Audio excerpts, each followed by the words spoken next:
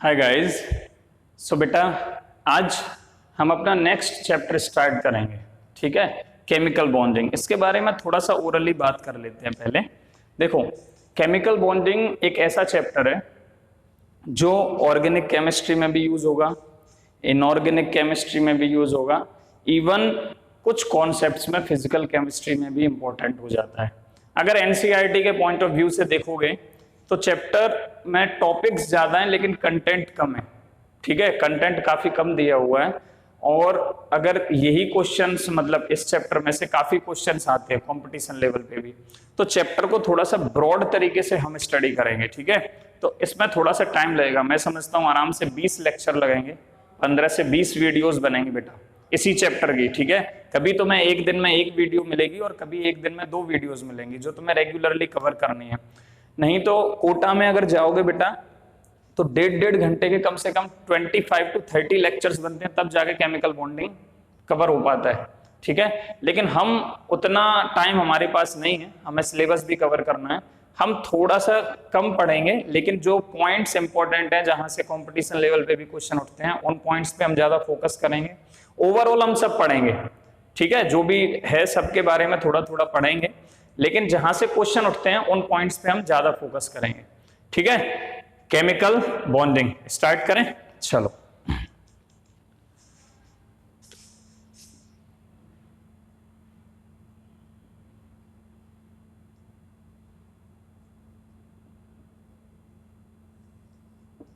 ठीक है, क्लियर दिख रहा है आप लोगों को? चलो बेटा, केमिकल बॉन्डिंग की एक खास बात है कि सबसे पहले तो मैं इसके एप्लीकेशंस बता दूं तुम्हें। इनऑर्गेनिक में भी यूज होगा, ठीक है, ऑर्गेनिक में भी यूज होगा। हालांकि है इनऑर्गेनिक का पार्ट, लेकिन ऑर्गेनिक में भी यूज होता है, क्योंकि ऑर्गेनिक में हमें काफी जगह डायपोल मूवमेंट की जरूरत पड़ती है। ठीक है, sigma bond, pi bond, etcetera etcetera, ये सब चीजों की हमें जरूरत पड़ती है। ऑर्गेनिक केमिस्ट्री में बहुत ज्यादा जरूरत पड़ती है। ठीक है, तो ऑर्गेनिक में यूज होगा। इनऑर्गेनिक में शेप्स देख लो कंपाउंड की, केमिकल बॉन्डिंग से पता चलता है शेप, हाइब्रिडाइजेशन क्या होगा जी इसका। ठीक है, कितने लोन पेयर होंगे, कितने बॉन्ड पेयर होंगे, एटसेट्रा एटसेट्रा। कितनी सारी चीजें हैं जो पता चलेंगी। मेल्टिंग पॉइंट, बॉइलिंग पॉइंट, सब चीजें बॉन्डिंग पे डिपेंड करती हैं। ठीक है, इसलिए काफी इंपॉर्टेंट हो जाता है ये चैप्टर। अब सर, हम तो ये पूछना चाहते हैं कि इसका ओरिजिन, मतलब ये चालू ही, जिसकी जरूरत ही क्यों पड़ी पढ़ने की, हम क्यों पढ़े इसे? तो देखो बेटा, इलेक्ट्रॉन के बारे में पढ़ा तुमने। इलेक्ट्रॉन प्रोटॉन न्यूट्रॉन से मिलके एटम बनता है, सब एटॉमिक पार्टिकल से। वो ऑर्बिटल्स में लाई करेगा। कहां लाई करता है? वेव फंक्शन के थ्रू हमने पढ़ा, कहां पे लाई करेगा? ऑर्बिटल्स में लाई करेगा। ठीक है, अब उतना तो हो गया। अब लेकिन ये जो एटम्स हैं, ठीक है, अब ऐसा तो है नहीं अलग अलग घूमेंगे। अलग अलग घूमते तो फिर कोई भी चीज बनी ना, नई चीज बनना पॉसिबल ही नहीं है, क्योंकि एटम से मिलके, हम जानते हैं चीज की, एटम से मिलके एक कंस्टिट्यूशन होता है, मॉलिक्यूल्स बनते हैं, कंपाउंड्स बनते हैं। ठीक है, तो एटम्स मिलते कैसे हैं आपस में, उनका बेस क्या है मिलने का, वो हम केमिकल बॉन्डिंग के थ्रू पढ़ते हैं। ठीक है, सबसे पहला पॉइंट अगर मैं बोलूं कि व्हाट इज केमिकल बॉन्ड, एक क्वेश्चन लिख लो सबसे पहले। इस चैप्टर के इंट्रोडक्शन में क्वेश्चन लिखो, व्हाट इज केमिकल बॉन्ड। मस्त तरीके से पढ़ाएंगे एकदम। ठीक है, कोर्स कराना देखो बेटा एक अलग चीज है। काफी सारे स्कूल्स में तो केमिकल बॉन्डिंग क्या, हाइड्रोजन चैप्टर खत्म हो गया, रिडॉक्स खत्म हो गया, मतलब टोटल 7 चैप्टर खत्म कर चुके हैं। उतने में ही अभी हम चौथे चैप्टर पे हैं। ठीक है, उसका कारण क्या है? क्योंकि हम डीप में पढ़ रहे हैं, बहुत अच्छे से स्टडी कर रहे हैं, एक कॉन्सेप्ट तुम्हारा क्लियर हो रहा है ना। कॉन्सेप्ट क्लियर होंगे तभी क्वेश्चंस लगा पाएंगे। अगर कॉन्सेप्ट क्लियर नहीं है तो आप लोग क्वेश्चन नहीं लगा पाएंगे। ये बात क्लियर है? व्हाट इज केमिकल बॉन्ड, इसका पहले आंसर लिख लो। The attraction forces exerts between atoms, molecules or ions are called chemical bond. Is it clear बेटा? Are called chemical bond या is called chemical bond, जो भी समझना है, इंग्लिश हमारे लिए मैटर नहीं करता है, ठीक है। सर ये लगता कैसे है? देखो बहुत बेसिक कॉन्सेप्ट बता रहा हूं बॉन्डिंग का मैं, है ना, बहुत बेसिक प्रिंसिपल है, मस्त तरीके से समझना। मान लो कोई एटम है ए, कोई एटम है बी, ठीक है, थोड़ा और दूर बनाओ, यहां पे बनाओ बी। ए एटम का न्यूक्लियस होगा बेटा, न्यूक्लियस पॉजिटिवली चार्ज रहता है, बी एटम का भी न्यूक्लियस होगा। इसकी आउटर मोस्ट सेल बनाई हुई है मैंने, तो आउटर मोस्ट सेल में एक इलेक्ट्रॉन होगा, एक बोल रहा हूं मैं, ठीक है, और भी हो सकते हैं।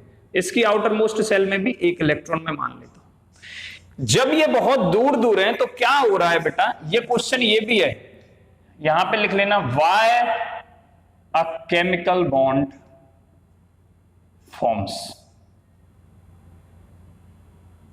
ये जो चैप्टर पढ़ रहे हैं ना केमिकल बॉन्डिंग, ये जो क्वेश्चन लिखा है मैंने सेकंड, इस पूरे क्वेश्चन का आंसर है स्टेप बाय स्टेप। एक थ्योरी आई, वो फेल हुई, दूसरी आई, वो फेल हुई, तीसरी आई, फिर चौथी पे हम एमओटी पे जाकर रुक जाते हैं, ठीक है। लेकिन बेसिक कॉन्सेप्ट क्या है, कैसे बॉन्ड बनता है। क्वेश्चन नंबर 2 लिख दो और उसका आंसर मैं समझा रहा हूं, how a chemical bond forms, या basic concept of chemical bond. तो बेटा देखो, ये वाला न्यूक्लियस इस इलेक्ट्रॉन पे अट्रैक्शन लगा रहा है, ये वाला न्यूक्लियस इस इलेक्ट्रॉन पे अट्रैक्शन लगा रहा है। अभी तक भाई साहब नेट अट्रैक्शन है हमारे पास 2। कितने अट्रैक्शन है? 2 अट्रैक्शन है। धीमे धीमे क्या हुआ, कुछ होता है और ये एटम को हम पास लेके आते हैं दोनों को। तो सेकंड स्टेज में यहां बना रहा हूं, ये मान लो पास आ गए, इतना दूर आ गए, ठीक है। ये ए है, ये बी है, इसका न्यूक्लियस था जी, इसका न्यूक्लियस था, इसका इलेक्ट्रॉन था और इसका इलेक्ट्रॉन था, यही था, ठीक है। पहले क्या था कि ये न्यूक्लियस इस इलेक्ट्रॉन पे अट्रैक्शन लगा रहा है, ये न्यूक्लियस इस इलेक्ट्रॉन पे अट्रैक्शन लगा रहा है। लेकिन तो 2 अट्रैक्शन तो पहले ही थे, 2 अट्रैक्शन, है ना। अब क्या होगा कि ये वाला न्यूक्लियस, ए का न्यूक्लियस बी के इलेक्ट्रॉन पे अट्रैक्शन फोर्स लगाना स्टार्ट करेगा, साथ में बी का न्यूक्लियस भी ए के इलेक्ट्रॉन पे अट्रैक्शन फोर्स लगाना चालू करेगा। जी कितने अट्रैक्शन हो गए स्टेप 2 में? 4 अट्रैक्शन हो गए। But at the same time फिर तो ये होना चाहिए कि ये इलेक्ट्रॉन घुस जाना चाहिए, दोनों मतलब आपस में मर्ज हो जाने चाहिए, लेकिन ऐसा होता नहीं है। क्यों नहीं होता है? क्योंकि जैसे ये बहुत कम दूरी पे हैं तो साथ में ये वाला इलेक्ट्रॉन ये वाले इलेक्ट्रॉन के बीच में रिपल्सन भी लग रहा होगा बेटा, रिपल्सन भी लग रहा होगा। ऐसे ही इस वाले प्रोटॉन, इस वाले न्यूक्लियस पॉजिटिवली चार्ज और इस वाले न्यूक्लियस के बीच में भी रिपल्सन लग रहा होगा। दिख रहा है ना तुम्हें? एक बार मैं चेक कर लेता हूं, ठीक है, रिपल्सन लग रहा होगा। तो टोटल कितने रिपल्सन हो गए बेटा? 2 रिपल्सन हो गए जी। और तुम्हें पता है ये दोनों एक दूसरे के अपोजिट हो जाते हैं, तो मैं इसमें से इसको माइनस करता हूं और लिख देता हूं 2 अट्रैक्शन बचे हमारे पास नेट। कितने बचे? इसके कारण ये दोनों आपस में यहीं रुक जाते हैं। अगर आगे गए तो रिपल्सन बढ़ेगा, दूर गए तो अट्रैक्शन कम हो जाएगा, तो बॉन्ड फॉर्म नहीं होगा, ठीक है। तो क्या हुआ, यहां पे ही ये दोनों रुक जाते हैं। यहां पे रुके तभी क्या होता है, एटम ए और एटम बी के बीच में एक बॉन्ड फॉर्म होता है। क्या फॉर्म होता है? एक बॉन्ड। इसी को बोलते हैं केमिकल बॉन्ड। ना तो इससे ये आगे जा सकते हैं क्योंकि रिपल्सन फोर्स लग रहा है, ठीक है, ना इससे दूर जा सकते हैं, ठीक है, क्योंकि अट्रैक्शन फोर्स लग रहा है। तो इसको बोल देते हैं केमिकल बॉन्ड। इन दोनों न्यूक्लियस की जो दूरी है, इन दोनों न्यूक्लियस की जो दूरी रहेगी इस वाली स्टेज में, उसको बोल देते हैं बेटा बॉन्ड लेंथ, ठीक है। डिटेल में पढ़ेंगे, केवल अभी ओवरव्यू दे रहा हूं। क्या बोल देते हैं? Bond length. Is it clear? ठीक है। आज के बाद ये मत सोचना कि हमेशा केवल अट्रैक्शन फोर्स लगता है इसीलिए 2 इलेक्ट्रॉन और 2 एटम पास पास आते हैं, नहीं, रिपल्सन भी लगता है। अगर केवल अट्रैक्शन लगेगा बेटा तो क्या होगा, एक दूसरे में घुस जाएंगे एटम, ऐसा नहीं होता, एक फिक्स दूरी पे रुक जाते हैं, ठीक है। समझ में आ रहा है? ये कॉन्सेप्ट समझ में आया? चलो थोड़ा सा आगे बढ़ते हैं। अब हमारा थर्ड क्वेश्चन उठता है जी, why a chemical bond forms. Why a chemical bond forms, बनते ही क्यों हैं। फिर आएंगे हम टाइप्स ऑफ बॉन्ड्स पे, ठीक है। एक क्वेश्चन और लिखते हैं, क्वेश्चन नंबर 3। एक एक करके सभी कॉन्सेप्ट्स को पढ़ेंगे। Why a chemical bond forms, क्यों बना। इसी चीज को समझाने के लिए इस चैप्टर में नंबर्स ऑफ थ्योरी हैं। पहली हम लेविस, कोसेल और लेविस का कॉन्सेप्ट देखेंगे बेटा,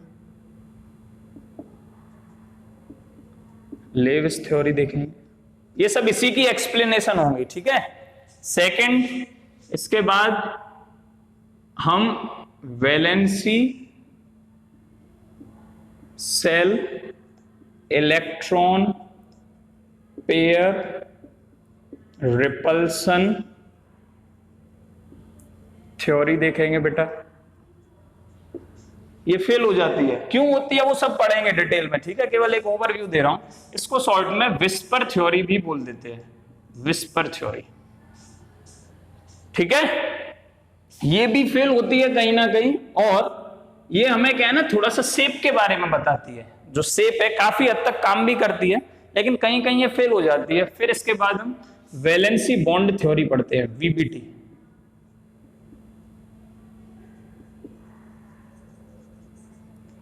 ठीक है। ऐसे शॉर्ट में वीबीटी बोलते हैं। और लास्ट में बेटा हम मॉलिक्यूलर ऑर्बिटल थ्योरी पढ़ेंगे, दैट इज MOT। जैसे ही ये खत्म होंगे टॉपिक, ये चैप्टर खत्म हो जाएगा, ठीक है।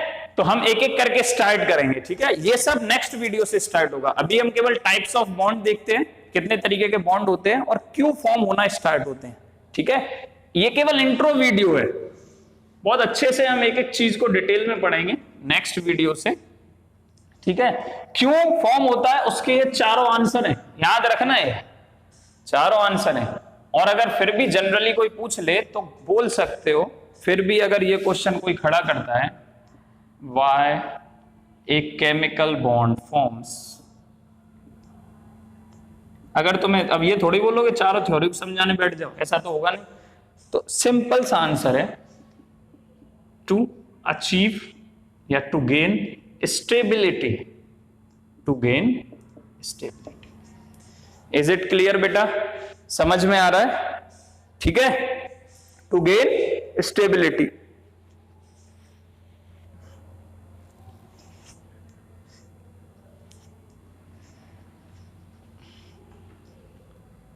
To achieve stability. स्टेबिलिटी कैसे मिल सकती है, दो तरीके के, दो तरीके हैं। एक तो हम इसमें ऑक्टेट रूल पढ़ेंगे। ऑक्टेट रूल तुम ओवरऑल जानते हो कि आउटर मोस्ट सेल में 8 इलेक्ट्रॉन कंप्लीट होने चाहिए, या तो हो उसके पास, नहीं है तो करे। करने के लिए दे भी सकता है इलेक्ट्रॉन, ले भी सकता है। फॉर एग्जांपल जिसके पास 1 इलेक्ट्रॉन है आउटर मोस्ट सेल में, वो क्या करेगा, इसको दे देगा तो स्टेबल हो जाएगा। किसी के पास मान लो 7 इलेक्ट्रॉन है तो एक किसी से ले लेगा तो स्टेबल हो जाएगा। ऑक्टेट मतलब उसको अपनी 8 पूरे करने हैं, ठीक है। पढ़ेंगे ये हम, समझ में आ गया। एक तो ये टू अचीव स्टेबिलिटी। दूसरा स्टेबिलिटी उसे कैसे मिल सकती है, एक तो ऑक्टेट रूल हो गया, दूसरा क्या है बेटा, to by minimizing its potential energy. कोई भी मॉलिक्यूल जब फॉर्म हो रहा है तो क्या करेगा, अपनी पोटेंशियल एनर्जी को मिनिमाइज कर लेगा।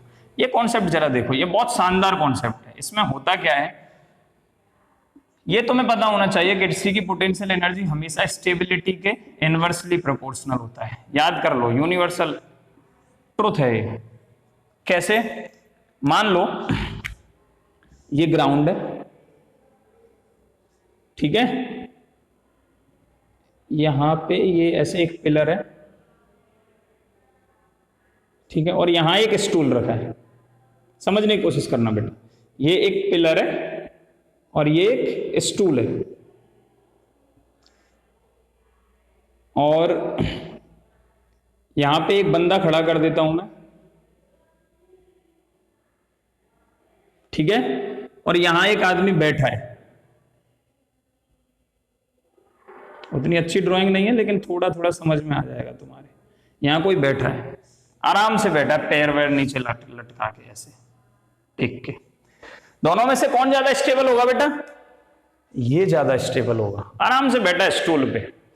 देखो ग्रेविटी के अगेंस्ट जैसे जैसे बढ़ रहे हैं उसकी पोटेंशियल एनर्जी बढ़ रही है, एनर्जी यहां ज्यादा होगी, ठीक है, और यहां पे उसकी पोटेंशियल एनर्जी कम होगी, ठीक है। तो स्टेबल कौन होगा ज्यादा? नीचे वाला होगा, ऊपर वाला नहीं होगा।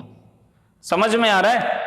इसी तरीके से बेटा इन सिमिलर वे अगर हम ग्राफ ड्रॉ करते हैं किसी मॉलिक्यूल का फॉर्म होने का, जैसे मान लो भाई साहब H और O के बीच में बॉन्ड फॉर्म होने जा रहा है, जैसे H2O फॉर्म होता है, तो इसका जो ग्राफ है वो कुछ इस तरीके से मिलता है कि ये तो इसकी पोटेंशियल एनर्जी आ गई इस वाले एक्सिस पे, और इस वाले पे डिस्टेंस मान लो, इस वाली एक्सिस पे हमने डिस्टेंस ले लिया, ठीक है।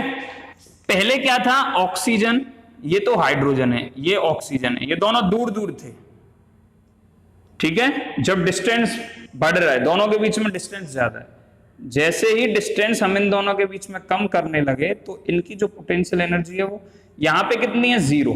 ये 0 एक्सिस है, 0 पोटेंशियल एनर्जी है, किलो जूल पर मोल, ठीक है, सॉरी किलो कैलोरी में कैलकुलेट किया है हमने, ठीक है, किलो कैलोरी। जैसे जैसे हम इनको पास लाते हैं बेटा इनकी पोटेंशियल एनर्जी 0 हो जाती है, फिर अचानक से इंक्रीज होती है। ये जो 0 हुई है, 0 तो थी पहले, दोनों के बीच में कोई फोर्स नहीं था, अब नेगेटिव में चली गई, और ये जो वास्तव में प्रैक्टिकल वैल्यू है इसकी मिलती है हमें, नीचे दिख रहा है ना कि नहीं दिख रहा है? सॉरी, अब दिख रहा है, ठीक है। नीचे जो डैश डैश डैश करके मैंने खींचा हुआ बेटा ग्राफ में, वो जो प्रैक्टिकल वैल्यू है मैं ऊपर लिख देता हूं। ये जो प्रैक्टिकल वैल्यू है यहां, ये जो टिप पे मिल रही है वो है -110 किलो कैलोरी पर मोल, ठीक है। ये कौन सी स्टेज है? हाइड्रोजन ये रहा, ऑक्सीजन ये रहा, ठीक है, दूर दूर थे, अब इनको हमने पास लाना स्टार्ट किया, इनको स्टेबिलिटी मिलने लगी, इनके बीच में बॉन्ड फॉर्म हुआ जब ये यहां आ गए, ठीक है। अब ये यहां आ गए दोनों, इनके बीच में क्या हुआ बेटा? बॉन्ड फॉर्म हो गया, ठीक है। अब ये डिस्टेंस डिक्रीज हो गया, पहले R था, ये क्या था बेटा? इसे R ले लेते हैं, डिस्टेंस बिटवीन टू एटम्स। तो ये जो पॉइंट है जहां पे बिल्कुल कम हो गई है एनर्जी, ये होती है जी बॉन्ड लेंथ। ये जो डिस्टेंस है या जहां बॉन्ड फॉर्म हो गया वही तो होगी, इसको R0 से बोल देते हैं। यही क्या है? बॉन्ड लेंथ को रिप्रेजेंट करती है।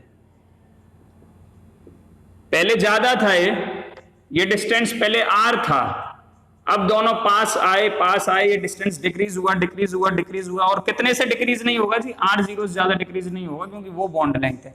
इसी समय इसकी पोटेंशियल एनर्जी सबसे कम होगी, इससे पास आया तो रिपल्सन बढ़ेगा, रिपल्सन बढ़ेगा तो एनर्जी दोबारा से इंक्रीज होगी, और रेडियस डिक्रीज, मतलब देखो R डिक्रीज हो रहा है और एनर्जी इंक्रीज हो रही है रिपल्सन के कारण दोबारा।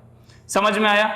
तो ये कॉन्सेप्ट बहुत शानदार कॉन्सेप्ट है। ये वैल्यू हर एक के लिए अपनी अपनी अलग अलग होती है, लेकिन जनरल ग्राफ यही मिलता है। यहां पे क्या स्टेज होगी? ऑक्सीजन और हाइड्रोजन एक दूसरे से बॉन्ड बना चुके हैं, ठीक है। क्या स्टेज होगी बेटा? ये जो नीचे एकदम टिप मिला है हमें, यहां पे क्या होगा कि हाइड्रोजन का एटम और ऑक्सीजन का एटम दोनों एक दूसरे से बॉन्ड बना चुके हैं। Is it clear? तो समझ में आया कि why a chemical bond forms. Now एक छोटा सा टॉपिक और देख लेते हैं बस ये वीडियो में। ये केवल इंट्रो वीडियो है, केवल तुम्हें मुझे कुछ कॉन्सेप्ट समझाने थे, आप लोग जिससे अवेयर हो जाएं कि हम क्या पढ़ने जा रहे हैं, है ना। जैसे आयुर्वेद कहता है कि जब हम नहाते हैं, है ना, जब हम नहाते हैं, ठीक है, at the time of bathing we should start our bath by making the water on these nerves. पहले हमको इस पे वाटर की टिप डालनी चाहिए, जिससे हमारी बॉडी की नर्व्स को पता चल जाता है कि हमको कितना टेम्परेचर वाला पानी आने वाला है, तो बॉडी की नसें तैयार रहती हैं। अगर एक साथ ठंडा ऊपर से डाल दो तो जाम हो जाता है कभी कभी शरीर, गरम डाल दोगे तो भी दिक्कत हो जाएगी, लेकिन यहां डालोगे तो तब तक नर्व्स को पता चल जाता है, तो सब सावधान हो जाते हैं, हाँ भाई आ रहा है कुछ। ठीक है, तो ऐसे ही एक और टॉपिक बता देता हूं मैं, ये पढ़ेंगे हम फिर, टाइप्स ऑफ केमिकल बॉन्ड। वो भी दो तरीके में पढ़ेंगे, एक एटम्स के बीच में, एक मॉलिक्यूल्स के बीच में। ठीक है, एटम्स के बीच में देखो आयनिक बॉन्ड होता है बेटा, आयंस के बीच में फॉर्म होता है, मतलब एक पॉजिटिव एक नेगेटिव, इनके बीच में कुछ अट्रैक्शन फोर्स लगता है, that is electrostatic force of attraction. Already you know that positive और नेगेटिव के बीच में जो लगता है उसी को हम आयनिक बॉन्ड बोल देते हैं। डायरेक्शनल नहीं होता है क्योंकि स्फीयर रहेगा, एक पॉजिटिव चार्ज एक नेगेटिव चार्ज, इधर से भी आ सकता है इधर से भी, तो कोई भी डायरेक्शन नहीं रहेगा। इसके बाद सेकंड आएगा कोवलेंट बॉन्ड। ठीक है, कोवलेंट बॉन्ड में क्या होता है, शेयरिंग ऑफ इलेक्ट्रॉन से बनता है, ये सब चीजें तुम 10th में पढ़ चुके हो। कोवलेंट बॉन्ड कैसे बनता है, शेयरिंग ऑफ इलेक्ट्रॉन से बनता है, एक इलेक्ट्रॉन दूसरे को दे रहा है, तो अगर मान लो ए यहाँ है और बी यहाँ है, इसने यहाँ से अपना इलेक्ट्रॉन शेयर किया, यहाँ से इलेक्ट्रॉन शेयर किया, तो बॉन्ड यहीं बनेगा, यहाँ नहीं बन सकता, इसीलिए ये डायरेक्शनल होता है। ठीक है, शेयरिंग ऑफ इलेक्ट्रॉन से बनता है। तीसरा होता है बेटा coordinate bond. Coordinate bond, coordinate bond में क्या होता है, जैसे ए हुआ ये बी हुआ, ए के पास या बी के पास मान लो एक कोई एटम तो रहेगा खाली, उसके पास कोई ऑर्बिटल खाली होगी, दूसरे के पास इलेक्ट्रॉन होंगे एक्स्ट्रा, ये दोनों के दोनों इलेक्ट्रॉन इसमें डाल रहा होगा, इसीलिए इस बॉन्ड को ऐसे रिप्रेजेंट करते हैं। कोऑर्डिनेट बॉन्ड को हमेशा एरो के साथ रिप्रेजेंट करते हैं। सिग्निफाई क्या करता है कि दोनों इलेक्ट्रॉन इधर वाला इधर वाले को दे रहा है, बी ए को दे रहा है, कोऑर्डिनेट बॉन्ड। तो it is nothing but the sharing of electrons, दोनों एक ही कर रहा है लेकिन है शेयरिंग ऑफ इलेक्ट्रॉन्स, तो ये कोवलेंट बॉन्ड का ही एक पार्ट है कोऑर्डिनेट बॉन्ड।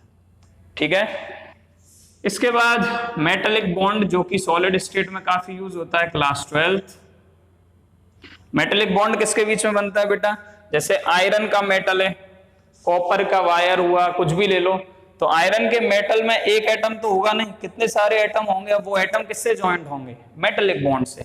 ठीक है, और वो बने कैसे होते हैं, जैसे एक एटम ये रहा Fe का, दूसरा एटम ये रहा, तो इसका जो इलेक्ट्रॉन है वो यहाँ घूम रहा है, तो ऐसे घूमता रहता है, कभी इसके पास भी चला जाएगा, ऐसे इसका इलेक्ट्रॉन जो होगा कभी वो इसके पास भी चला जाएगा, तो ऐसे ये जो इलेक्ट्रॉन है ना पूरी सीट पे ऐसे घूमते रहते हैं, मजे मारते रहते हैं, ऐसे सीट लाइक स्ट्रक्चर बन जाएगा। बहुत मस्त शानदार टॉपिक है ये मेटेलिक बॉन्ड। ठीक है, इसके बाद जनरली यही है आयनिक, कोवलेंट, कोऑर्डिनेट और मेटेलिक।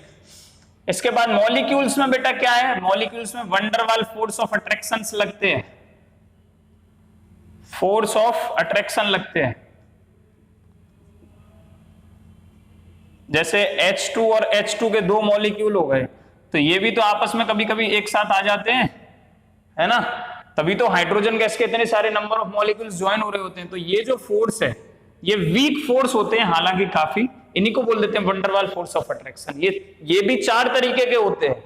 ठीक है, ये हम स्टेट्स ऑफ मैटर वाले चैप्टर में पढ़ेंगे, वंडरवाल फोर्स ऑफ अट्रैक्शन के डिटेल में। ठीक है, दूसरा इसमें बेटा हाइड्रोजन बॉन्डिंग होगी, ये 4 तरीके के हैं। ठीक है, डाइपोल, देखो induce dipole, induce dipole, dipole dipole, induce dipole, dipole और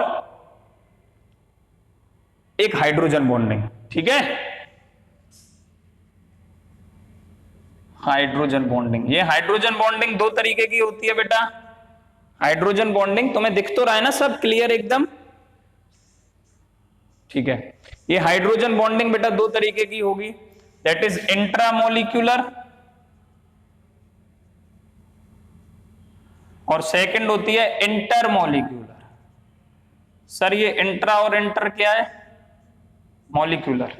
जब किसी एक ही मॉलिक्यूल में हाइड्रोजन का अट्रैक्शन लग रहा हो, किस किस से हाइड्रोजन बॉन्ड फॉर्म कब होता है, जब ये ऑक्सीजन से बॉन्ड हो रहा हो, जब ये फ्लोरीन से हो रहा हो, जब ये नाइट्रोजन से हो रहा हो।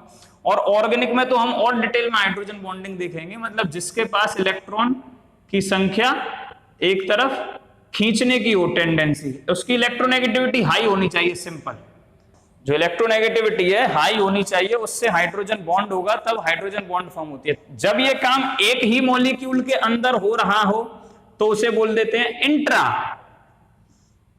और जब यही काम एक मॉलिक्यूल एक हाइड्रोजन एक एटम का है और ऑक्सीजन, फ्लोरीन या नाइट्रोजन या इलेक्ट्रॉन खींचने वाला जो एटम है वो किसी और एटम का है, तब इसे बोल देते हैं इंटर मॉलिक्यूलर हाइड्रोजन बॉन्डिंग। ठीक है बेटा।